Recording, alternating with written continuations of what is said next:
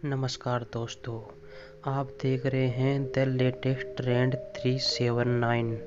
आज मैं आपको एक पेड़ और दो माली की कहानी सुनाऊंगा और ऐसी ही दिलचस्प कहानियाँ देखने के लिए मेरे चैनल को सब्सक्राइब करें। तो अकबर बादशाह दरबार लगाकर बैठे थे। तभी राघव और केशव नाम के दो व्यक्ति अपने घर के पास स्थित आम के पेड़ का मामला लेकर आए। दोनों व्यक्तियों का कहना था कि वे ही आम के पेड़ के असल मालिक हैं और दूसरा व्यक्ति झूठ बोल रहा है। क्योंकि आम का पेड़ फलों से लदा होता है, इसलिए दोनों में से कोई उस पर से अपना दावा नहीं हटाना चाहता।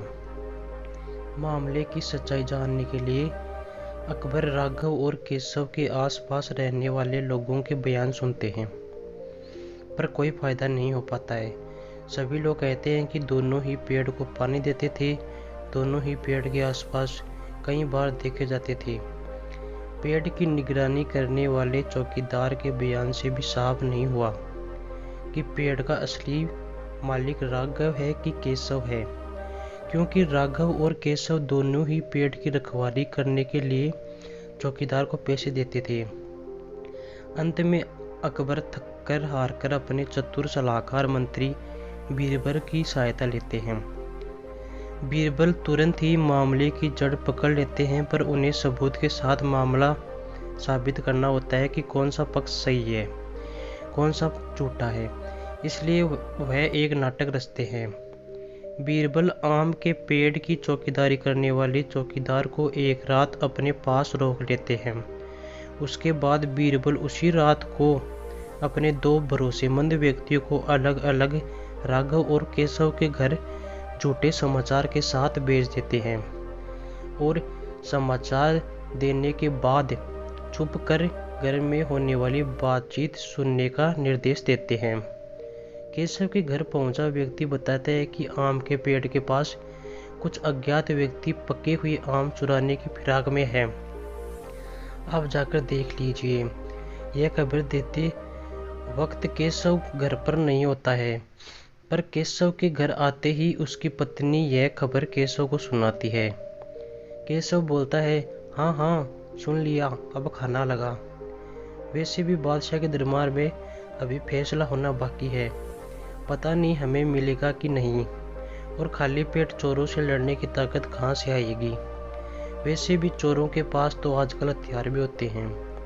आदेश अनुसार झूठा समाचार पहुंचाना वाला व्यक्ति केशव की यह बात सुनकर बीरबल को बता देता है। राघव घर पहुंचा। व्यक्ति बताता है, आपके आम के पेड़ के पास कुछ अज्ञात व्यक्ति पके हुए आम चुराने की फिराक में है, आप जाकर देख लीजिए। यह खबर देते हुए राघव भी अपने घर पर नहीं होता है, पर राघव के घर आते ही उसकी पत्नी यह खबर राघव को सुनाती है। राघव आओ देखता है न ताव, फौरन लाठी उठाता और पेड़ की ओर भागता है। उसकी पत्नी आवाज लगाती है, अरे खाना तो खा लो फिर जाना। राघव जवाब देता है कि खाना भागा नहीं जाएगा, पर हमारे आम के पेड़ से आम चोरी हो गए तो वह वापस नहीं आएंगे। इतना बोलकर राघव दौड़ता हुआ पेड़ के पास चला जाता है।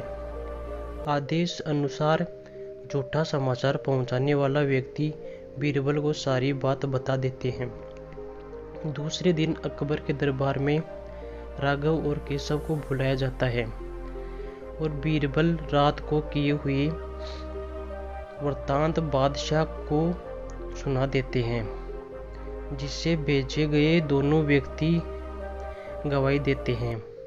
अकबर राघव को पेड़ का मालिक घोषित करते हैं और केशव को पेड़ का झूठा दावा करने के लिए कड़ा दंड देते हैं तथा मामला को बुद्धिपूर्वक चतुराई से सुलझाने के लिए बीरबल की प्रशंसा करते हैं। सच ही तो है, जो व्यक्ति परिश्रम के अपनी किसी वस्तु या संपत्ति का जतन करता है उसे परवाह अधिक होती है। मोरल ऑफ स्टोरी, ठगी करने वाले व्यक्ति को अंत में दंडित होना पड़ता है, इसलिए कभी किसी को धोखा न दे। तो थैंक यू फ्रेंड्स, कैसी लगी मेरी ये आपको story he Please like and subscribe.